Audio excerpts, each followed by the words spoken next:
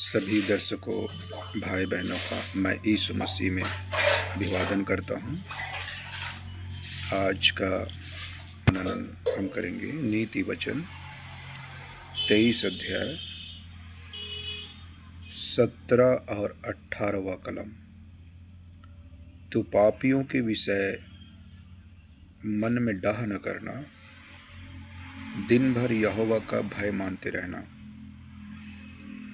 18 क्योंकि अंत में फल होगा और तेरी आशा ना टूटेगी। कई बार हमारा मन, हमारा ध्यान जो है किसी व्यक्ति पर हम लगाते हैं, उनके घर को हम देखते हैं, उस व्यक्ति की कारोबार को देखते हैं, उस व्यक्ति की योग्यता को देखते हैं, उनकी टैलेंट को देखते हैं।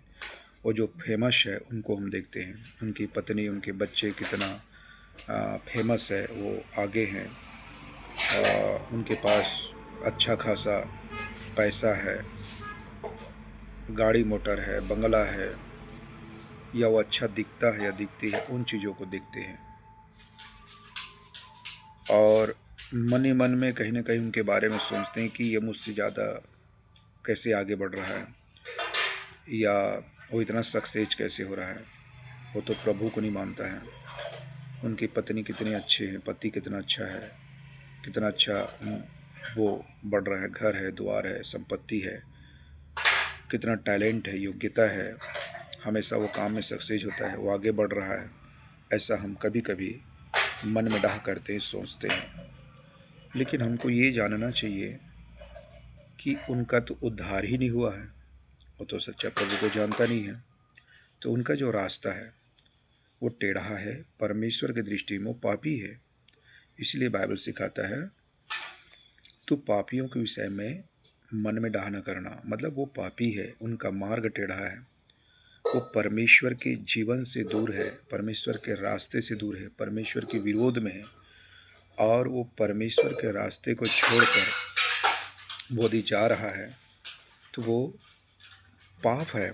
इसीलिए नीति वचन 23 अध्याय के 4 कलम में लिखा है, धनी होने के लिए परिश्रम न करना, अपने समझ का भरोसा छोड़ना।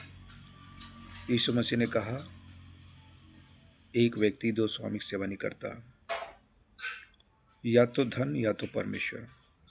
तो जो व्यक्ति धन को चुनता है वो परमेश्वर को नहीं चुनता, और वो परमेश्वर के रास्ते में नहीं है, परमेश्वर को नहीं चुनता, तो जाहिर सी बात है वो पाप है। इसलिए बाइबल मना करता है। 18 में लिखा है, क्योंकि अंत में फल होगा और तेरी आशा ना टूटेगी। एक मसीही का, एक विश्वासी का ध्यान, उनका जीवन, पूरे जीवन का जो सार है, एक विश्वासी का जो दृष्टिकोण है, उनका जो पूरा केंद्र बिंदु हो, वो यीशु और यीशु के वचन में होना चाहिए। परमेश्वर हमारी मेहनत का, हमारे संतुष्टि का, हमारे विश्वास योग्य प्रार्थना का, पवित्र जीवन का, एक अच्छा शिक्षा सिद्धांत की, एक आत्मिक जीवन का मूल्य का परमेश्वर हमें आशीष देगा, फल देगा। हम प्रभु के लिए फल लाएंगे, परमेश्वर के राज्य के लिए फलवंत होंगे, तब परमेश्वर प्रसन्न होता है। दूसरे के जीवन को देखकर, दूसरे की कारोबार, दूसरे की उन्नति को देखकर कभी हमको मन नहीं लगाना चाहिए, कूड़ना नहीं चाहिए, डाह नहीं करना चाहिए। ये पाप है। परमेश्वर ने जो कुछ हमको दिया है, हमें संतुष्ट रहना है। परमेश्वर ने कहा, मैं ना छोड़ूंगा ना त्यागूंगा, जो कुछ है उसमें संतुष्ट रहा। इब्रानी 13:5 और 6 में लिखा है बातें। तो हमें उस रीति से हम चाल चलेंगे तो परमेश्वर आशीष देगा। आमीन।